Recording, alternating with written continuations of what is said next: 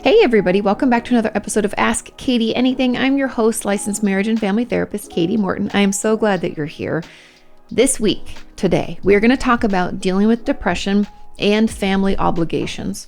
We're also going to talk about how to deal with having past suicidal thoughts or ideations or even attempts on our permanent record. Also, we're going to talk about why really, when we go home, sometimes we can revert back to a younger version of ourselves and why that happens. Then we're also going to talk about anxiety and why that can cause us to regress to a younger age, and why positive emotions can be hard to accept and process. And finally, I'm going to discuss how emotional neglect can affect us when we get older. So starting off, let's jump into depression and family obligations. And this is question number 1. It says, "Hi, Kati. I'm a 25-year-old male and an HSP." HSP is a highly sensitive person. It says, "I've been struggling with depression the last 3 years of university. As much as I would like to continue my studies, it's becoming increasingly difficult to focus on anything. Despite my best efforts to concentrate on schoolwork, I experience mental blocks that persistently cloud my mind. I've talked with the school therapist without much progress. I haven't been able to fully open up and express how I'm feeling. Then my father unexpectedly passed away from a heart attack. I'm so sorry.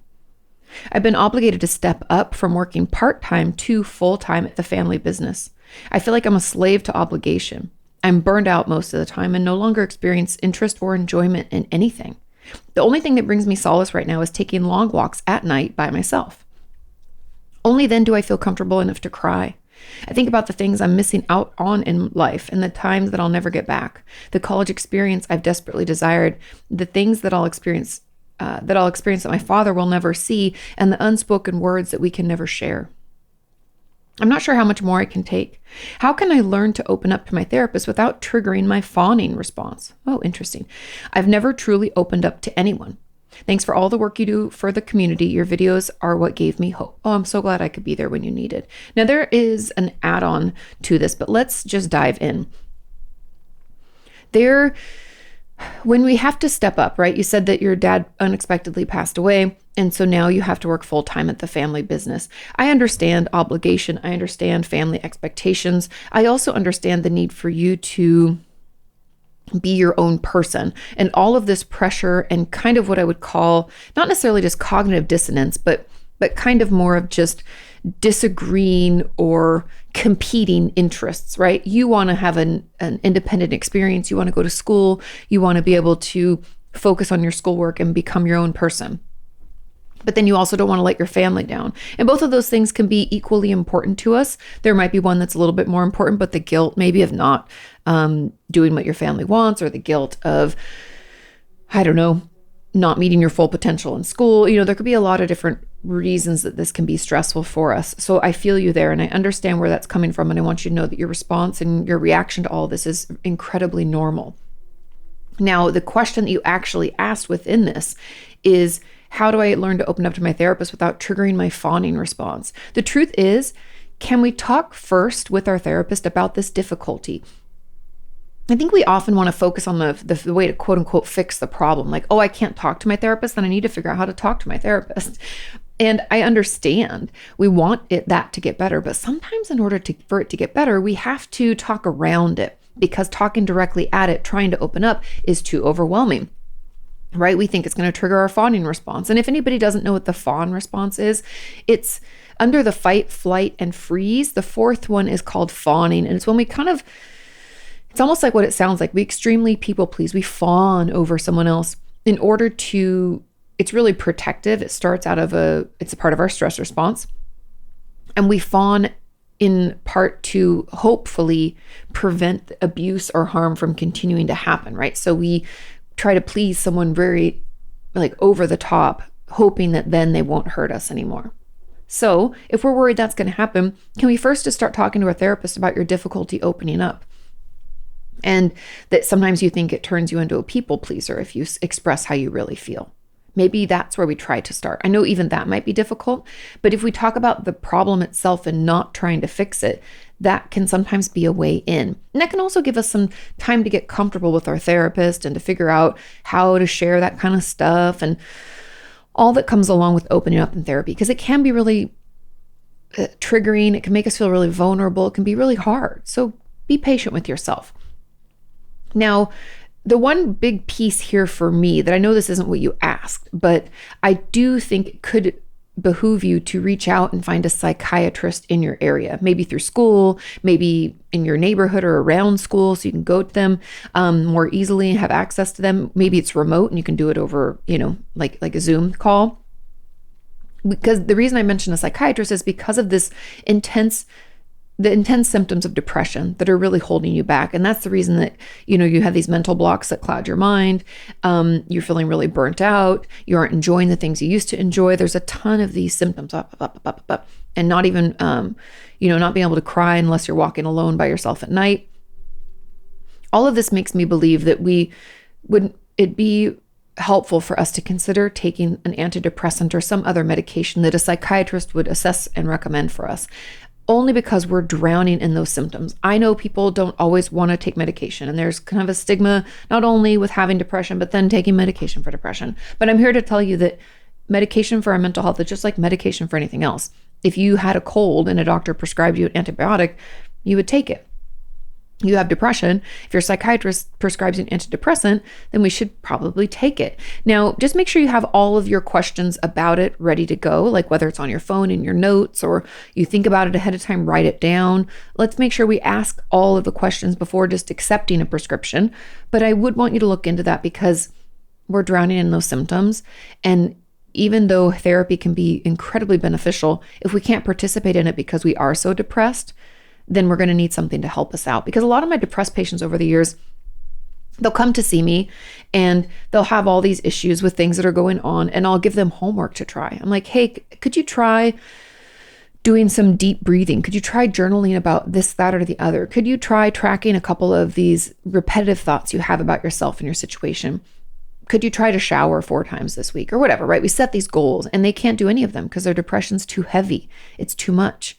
When we're depressed, it often, like just doing anything in life can feel like too much, or just like we're white knuckling it, like barely getting to school, barely getting to work, barely doing what we need to do. And so to add more to that is going to feel really overwhelming. So that's why I think medication could be beneficial to you. And opening up to your therapist without triggering the fawning response is really about doing it at a pace that feels good for you, because the reason our fawn response gets triggered is because we feel like we're under threat. Now, there's going to be a little push-pull with this. You probably will go into fawning, but it's not a bad thing. We just have to let her know about it up front. Let your therapist know this happens, because the fawn response is just protective. And sharing in therapy is going to make us feel a little bit vulnerable, and we're going to be uncomfortable with that, and then we're going to fawn. It's okay. It's just part of our process. Just speak up about it, make her aware, and we'll work through it. Okay. Now, there was a comment on this that says, as an add-on, how is it possible to set boundaries with family obligations? I have to help my parents and uncles taking care of my grandma since I was a child because she cannot stay alone anymore due to dementia. I study at uni at the same time, but my uncles always want me to do the grocery shopping for her and with her and the doctor's appointments and all of that while they have no other obligations. And it leaves me just burnt out because I have a lot less time for uni work and hardly no time for myself. My family thinks that uni isn't hard and isn't hard work, but a lot of free time.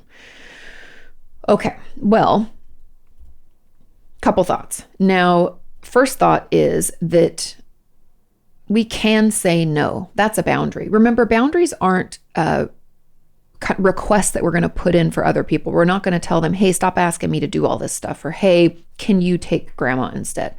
Those are requests, and we can put in a request, but we can't control other people and we can't make them do anything. Therefore, the boundaries are what we're going to do. Now, we can communicate those, and I think it's best for us to at least try communicating them first. And that would be, I can't keep taking grandma to all of these things because I have a lot of homework at university. So if you keep asking me, I'm not going to be available. Okay. That's a boundary. And then upholding the boundary would be that when they do ask you, you say, remember, I have tons of work at uni. I can't. And we hold it. We say no.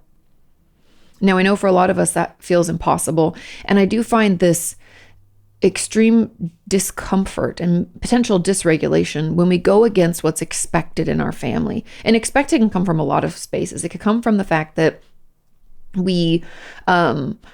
our role has always been this. So inevitably, I guess, without confronting it or changing it. It's just going to continue and always be the same. We can also hit a lot of roadblocks because the family dance that we're used to and this song that we know, is so familiar that we do it as well, right? It's like they have expectations. Like I said before, there's assumptions about what your role is going to be, and your role's always been that. And then we're so comfortable in that role that we perpetuate it.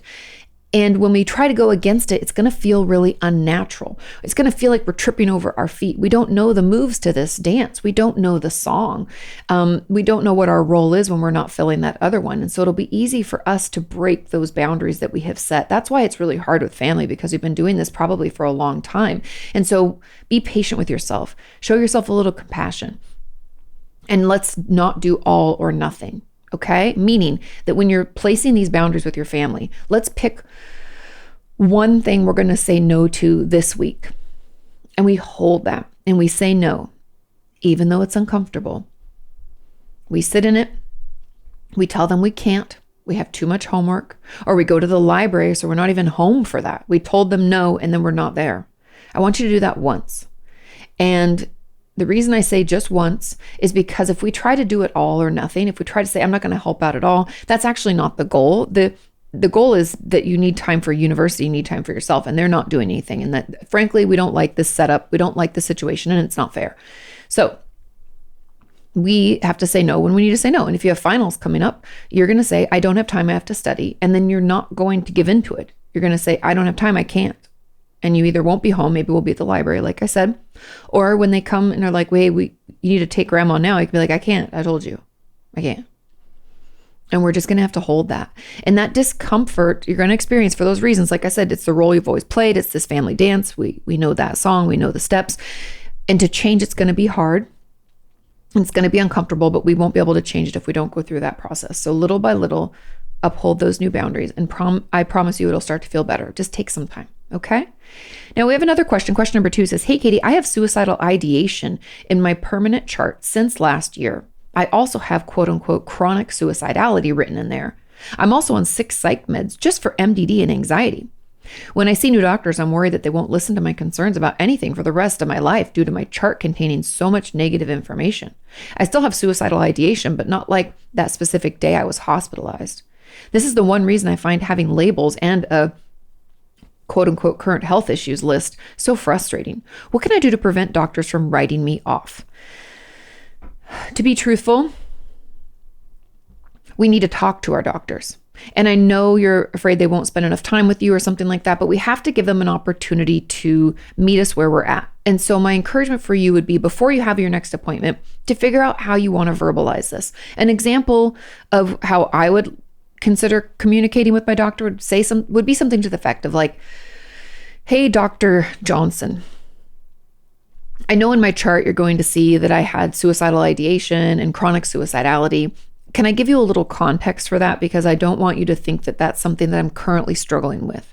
And then you explain your scenario. Say something like, I had a really tough time and I was hospitalized whenever this was, like last year, it sounds like. So I did this last year. I was going through X, Y, or Z. I want you to know that I am doing much better.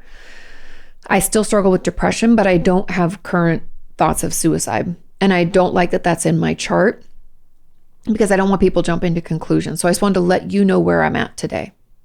All we can do is advocate for ourselves, because almost everything now is like electronic medical information. I'm sure all of your charts are going to be connected. And if once you make an appointment, they're going to look at your chart and they're going to see everything. And so this communication is done not only in the hopes of advocating more for ourselves and getting the help that we need, but it also gives them an opportunity to make a note in your chart about that. And to also, they can make corrections to the chart. They can strike things out. It's still going to show that it was there, but they can say, spoke with patient expressed no further symptoms of suicidality, seems to be doing much better on treatment regimen, blah, blah, blah, blah. They make their own notes. Even as a therapist, we change and make notes all the time. So know that they can totally do that. We just have to advocate for ourselves. We have to speak up, and we have to be able to put language to what we went through and how we're doing now and kind of why we see that shift or what we think has been helpful. So practice, write it down, type it out, say it out loud to yourself. Consider what it's going to feel like to say that. Practice it and practice it till you can almost say it in your sleep, so that even when the doctor comes in and you might feel a little bit like anxious or like deer in the headlights, we can breathe and we can get through it because we've already said it to ourselves like a gazillion times. So that's really my encouragement. I hate that this happens. I hate that there's stigmas associated with this. I hate that this is on permanent record. And I have a lot of patients who don't even want me to diagnose them. They'll pay cash and not go through insurance, so it doesn't go in their record. I've had all sorts of things like that. So I totally understand. I wish this was not the case. Someone should be able to assess you when you come in. Hey, I see this. Do you have any of those thoughts anymore? They should ask you. You should be prompted. You shouldn't have to speak up. But unfortunately, that's just not where we're at. And all we can do is advocate for ourselves. We can't expect anybody else to do it for us. So let's practice and get that going. And then also, I'm curious about the 6 psych meds. I always encourage my patients to ask about them. If you feel like they're working for you, awesome. If you feel like they aren't, speak up about it. That just seems like, for MDD and anxiety, that just seems like a lot for me. Now, again, I'm not judging it. I'm not saying that it's not beneficial or those aren't medications that you need. But whenever I have patients who are having a hard time and they're on a lot of different medications, I always want to ask and make sure that they feel like all their symptoms have been treated by those medications. So that's just a check-in from me to you. Make sure that you're feeling better from those, because it sounds like you think there might be a little bit too many as well. And so it's okay to ask, and it's okay to see if you can titrate down on something. Talk with your psychiatrist. Do not do this without their recommendation. But if you feel like it's too much or you're numbed out or it's not helping, speak up and let them know. Okay? Moving on to question number 3. This question says, hey, Katie, I'm heading home from college soon for break, and I'm not so ready. It's like my family members are completely different people. And in a way, my entire house feels like a weird alternate reality with strangers in it. I know this probably sounds dramatic because these people are my family, and I've lived with them in that house for almost my entire life, but it feels so foreign and wrong. When I'm home, I feel like I'm thrusted into their new lives that they've created without me, and I don't belong there. But it's also like they don't know the now me, only the child version of me, and are invading my life. I know that for them, they had to adapt a little, but their lives are still pretty much the same. And it almost makes me jealous and feel insignificant that they transitioned so easily, not having me there. That's interesting. For me, it was my entire life that changed. New people, new focus, new state. I feel like I've outgrown them and that environment. I also find that I slip back into eating disorder patterns and thoughts there much easier than at school. Last time I was at home, I had to distance myself because I felt so suffocated at some points, which I know definitely hurt my parents' feelings. I know that's how life goes, but I'm afraid of hurting them, and they aren't very receptive to my boundaries anyways. I'm not sure what to do. So any tips would be much appreciated. I hope you have a wonderful holiday season. You as well. Now, we have a comment on this, but let's just dive in. The first piece here that I want to address is anybody else who finds themselves reverting back to an old version when they go home. This is incredibly common because we're like returning to the scene of the crime. And even if our home growing up wasn't traumatizing or overwhelming or stressful in any way, going back and staying in our room and having our parents be our parents there, right? We're not separate, we're together. They can try to implement rules because that's how it's always been when you live there. It can feel like a time warp. And that's very normal. It's because we're essentially putting, like, almost everything is the same except for our age and the fact that we moved away, right? So of course we're going to revert back. It's very comfortable. It's almost like what I was talking about before, that family dance that we know so well. When we get back home, we hear that music. We know that music really well. I know all the dance moves step by step. And when I go home for the holidays, I can just get right back into that dance. And I just start boop, boop. Before I know it, I'm acting just like I did when I was 16, for better, for worse, right? So know that that's incredibly common. The only way to change it is to change yourself, which it sounds like you have. And if they aren't receptive to your boundaries, that doesn't really matter because the boundaries are what you do. Now, just hear me out. These are options. I'm not saying this is what you have to do, but I am suspicious about the eating disorder patterns because then that tells me that there's something in your family of your family of origin or your upbringing that triggered your eating disorder, and that reason still exists there. And it might be that you feel insignificant or you're neglected, your emotional needs aren't met. You might be reminded of the times that it was that way. Maybe there's more overt abuse happening, when we were growing up. So it might be something like that. But either way, the fact that your eating disorder patterns and thoughts come back with a vengeance tells me that it's really, you're triggered when you're there. And so the boundaries are going to be what you're going to do instead, not what we want them to do. Remember, we can't control them. They can not be receptive to your boundaries, but that doesn't mean you have to give in. Now, here are some examples of what we can do. We can communicate more with them about this. If anyone's receptive to conversations, I always encourage us to have them. And then we have to uphold those boundaries, meaning if you keep talking to me that way, if you keep acting like this, if you keep treating me like I'm not important or forgetting that I'm here, or being rude or whatever it is, I don't know what it is. I think I'm going to have to stay at a hotel, or I'm going to stay with my grandma or cousin or friend. You don't have to stay at that house. I know everybody just cringed and was like, my mom would lose her shit if I didn't stay at her house. She might, but we can't control other people. And if it's really uncomfortable and toxic for us to be in that home, then the next best thing, aside from not going home at all, which it doesn't sound like that's what you want to do, but if you don't, that's another option. But aside from that, then that might mean we stay with a grandma, a cousin, a friend, another family member. You have every right to do that. I have a friend of mine actually was just telling me that he can't go home for that long. He's done it. He goes, I've tried, but it's a very rural community. He feels very fish out of water when he's there. It's very uncomfortable. The family dynamic is very toxic for him. And he only stays 2 nights.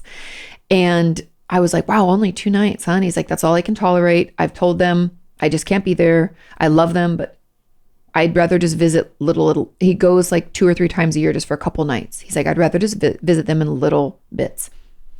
But you have to communicate with them. Are they going to love everything you do? No. But does that mean that we have to light ourselves on fire to keep them warm, right? That we have to put ourselves out to make them happy? We can do things for other people because we love them. And that might mean that we go home for Christmas at all. But that doesn't mean we have to stay with them. And it doesn't mean we have to stay with them for X amount of nights. Now, I know when you're coming back from school, it can be hard because you have like 3 weeks off. Maybe we spend time at a friend's house. Maybe we spend time with other family. Maybe one of our college friends, we go with them for New Year's or something, right? We're going to get to an age where we can do other things other than feel like we're kind of stuck at home, falling back into old patterns for like 3 or 4 weeks over the holidays. Those are just some ideas that I have. But remember, the boundaries are not what we want them to do. The boundaries are what we're going to do if they won't listen to us. But we have to try to communicate first. Also, I recognize that boundaries don't always need to be communicated. Sometimes, like let's say we have a mother or father who's a narcissist and they send us these like manipulative texts. A boundary would be not replying to those.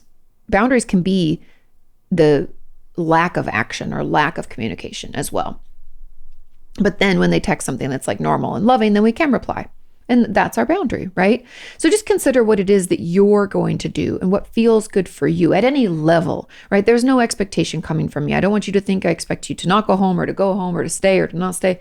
Figure out what kind of works for you and what you think you could work with them. Like my friend who only goes home for 2 nights, he doesn't even stay at his parents' house because he's like, I can't. I stay with my sister. So that's fair too. See what works for you and know that even if it makes them unhappy or they're kind of guilt tripping you or, maybe even manipulative as a result, that doesn't have to affect you. You can say, I love you, mom or dad, but, it's really stressful for me and I prefer to stay with my sister or I prefer to stay with grandma or whoever, because otherwise I feel like we argue or be honest, they can be upset. Again, we can't control other people, but we can be as honest and open as we feel we should be and uphold the boundaries that help us feel safe. Okay? There was a comment on this as I feel similarly, like I've outgrown that environment. I don't feel ready to go home from college either, but for me, it's because I'm the one who's changed so much. I feel compelled to revert to a past version of myself when I go home, and I struggle with being surrounded by memories of when I was younger. I know. As an add-on, how can I feel comfortable being my authentic current self at home while surrounded by people who I used to be close to, but that really don't know me anymore? It is interesting. I even feel that way a little bit too, that like they don't know me anymore. I grew up in a really small town and I've lived away from home for a longer period of time than I lived there. And I definitely changed, right? I decided to move away. I'm the one that changed. If I'm being honest, because a lot of times, I don't know if I've said this on here, but I've talked about it on live streams recently. I don't like to give advice that I wouldn't take myself. And I don't like to give advice that I know isn't implementable. And from my own personal experience with this, I show up as myself. I revert back a little. Ooh, it's hard to fight that. It's hard to fight that urge. I try not to shame myself because of it. It's just natural. We're in this same environment that we were. And even though I haven't lived at home forever, it's easy to get back into that dance, right? But I find myself, I make time for things that I like to do, things that feel exciting and authentic to me. And I kind of push myself to do what I want, regardless of like, I don't know, like a family member's like, knowing or judgmental gaze or like side eye or whatever. If they think it's cringe, I don't really care. I go there to be who I am. And I know that I'm going to have to weather some of the comments I'm going to get. Now, things that I've heard when I've gone home and been my new self, I guess we can call it that, right? Creating a new self is people tease me saying I use too large of words, like, oh, big fancy city girl, blah, blah, blah. I'm like, okay. And my response is, but you knew what it meant, right? That's how I just try to hold. I try not to revert back. I try not to let them pull me in. I've even had people say like, you're talking a lot. Are you like nervous? I'm like, no, I wasn't sure of myself when I was younger. You haven't known me since I was 18. I'm much more sure of myself now. So, we have to kind of consider it's going to take time. It's going to be a process for you.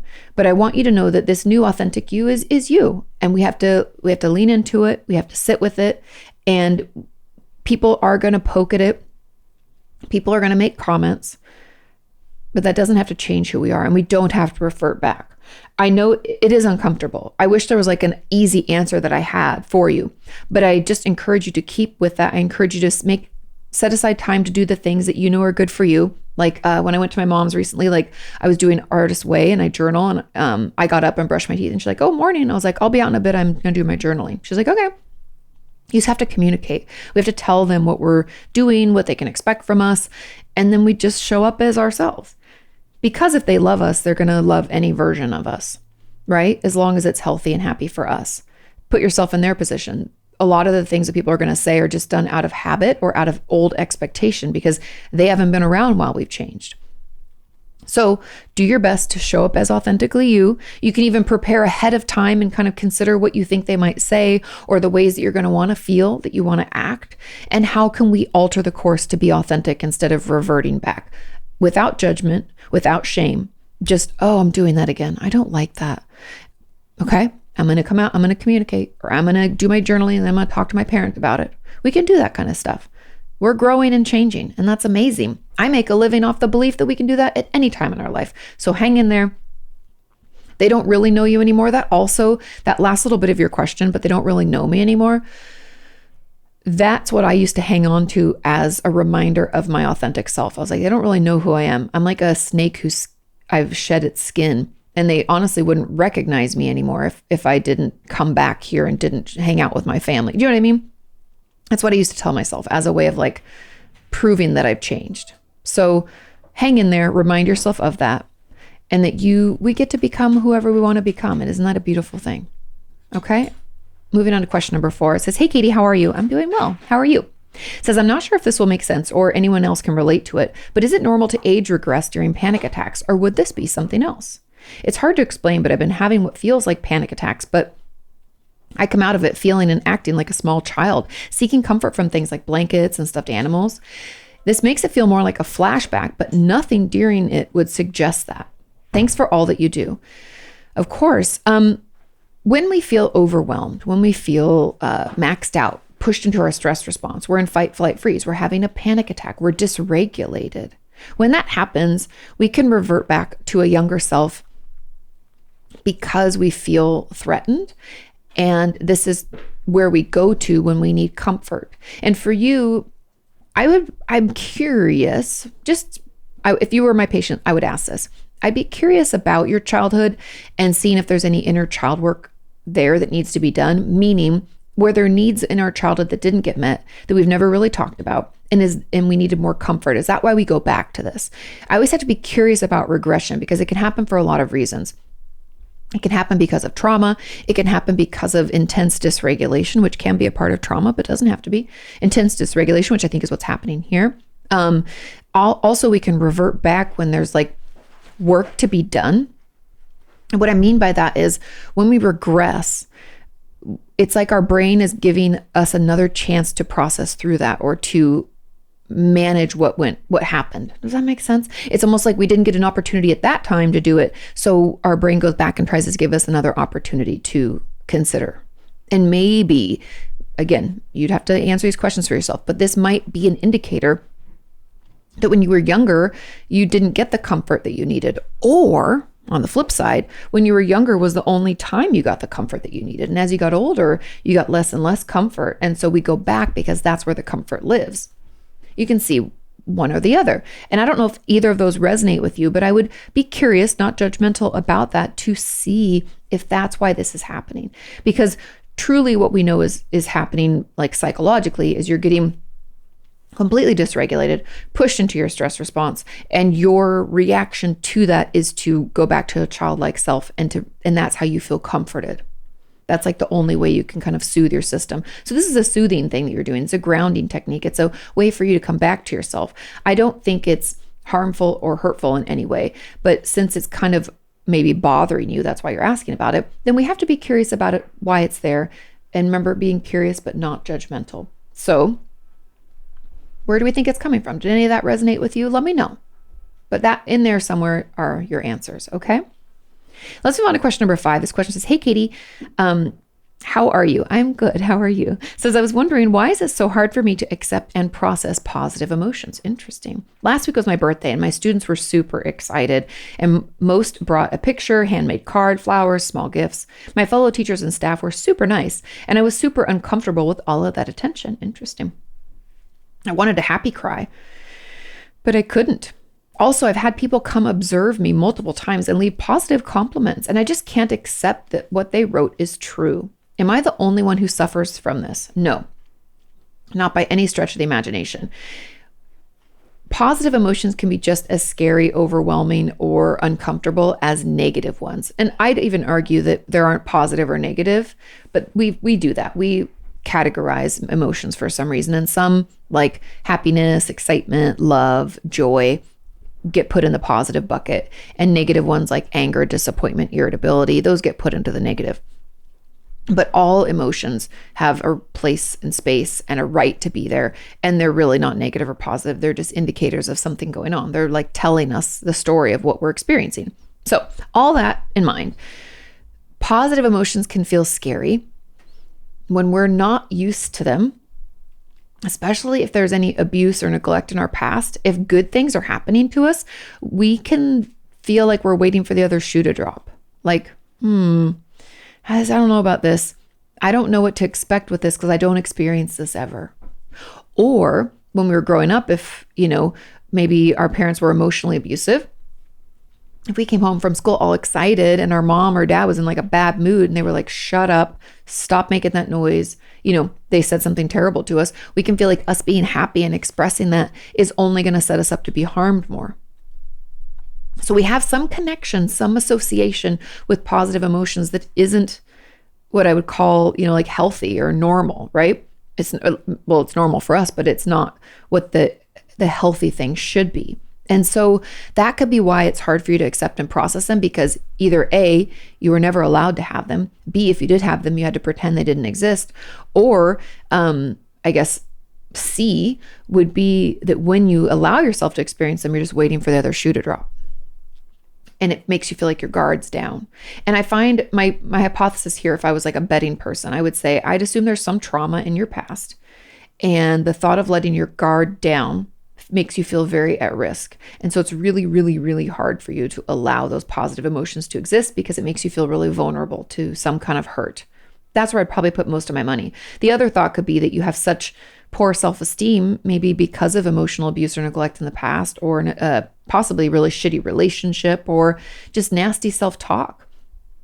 So much so that when people tell you nice things, your brain's like, absolutely not. It doesn't believe any of that. And so, yeah, but I really think it must be the other one because it's hard for you to accept it. It's hard for you to process it. You feel overwhelmed by it and super uncomfortable. And that discomfort really tells me that because we never really got it. And so we don't really know what to do with it.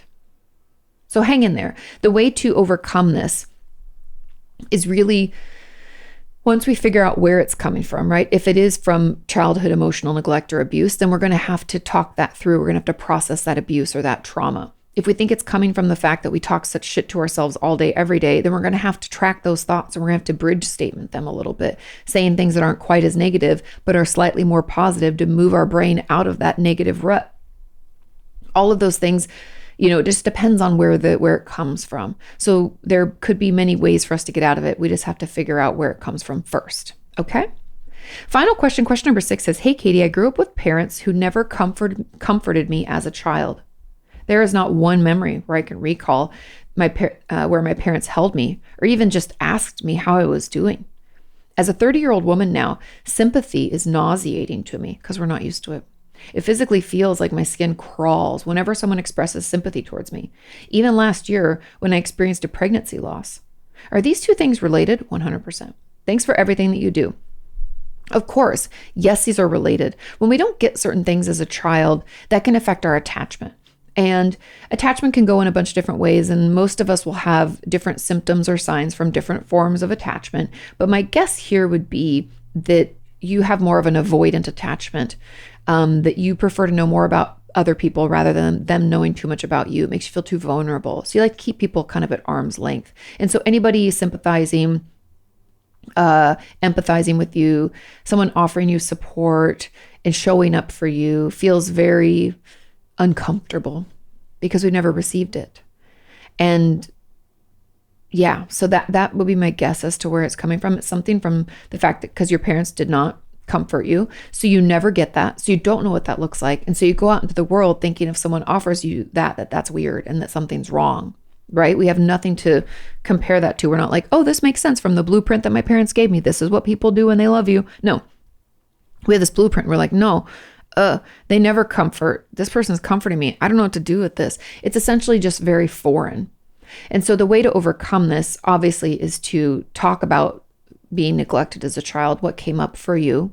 How did you feel when you were little? It might be some inner child work. I have a workshop on my website at katiemorton.com. You can check out the inner child workshop. That could be really helpful. But you have to get back in touch with that younger you to be able to offer her a little understanding, a little support, and a lot of comfort. And it's going to take time for you to get comfortable with accepting that comfort. So that sympathy doesn't feel so, ugh. But it's because it's unnatural for you. You know what I mean? It's like, I don't know. You could also say, like, if you grew up in a family where nobody ever raised their voice, there were no arguments, nobody fought, then if you are around a family that like shouts and fights all the time, but it's not like a fight like you think of a fight. It's a fight like that's just how they communicate. And then they're fine. They sit down to dinner, blah, blah, blah, like nothing happened. That's going to be extremely overwhelming to your system. You're going to be super uncomfortable when you're there. You're going to think that like everybody hates each other. Blah, it's going to be terrible because you're not used to it. And that's the same here. You never got sympathy. You never got compassion or comfort. And so when someone offers it to you, you're like, what is this? I don't like it. I don't know what to do with this because we haven't learned. So you got to give yourself time to heal that younger you. Remind her that she does and is deserving of care, compassion, sympathy. And then slowly but surely, as we heal that, we can start incorporating some of this and trying our best to, you could even journal now about what comes up for you when people do it, like try to comfort you and why is it so dysregulated? We can dig into that and learn about it that way. And then what kind of comfort do we think we could tolerate? Are there certain people we can tolerate it from? Could we offer some to ourselves a little bit? I don't know. We have to start thinking about it, right? What could it look like? How could I get comfortable with it? And what are some things that maybe I could do or I could allow other people to do that would feel not as terrible? And we just work our way there. Remember, it's not all or nothing. It's baby steps. And as we incorporate more care, more sympathy, more compassion for ourselves, how do we manage the ick that can come up with it? What does it trigger in us? What thoughts, what process? Allow yourself to explore. Be a detective about it and see what you come up with, okay? Thank you all so much for listening. I hope you're having a happy holidays. I love you all. Have a wonderful week. Do your homework, and I'll see you next.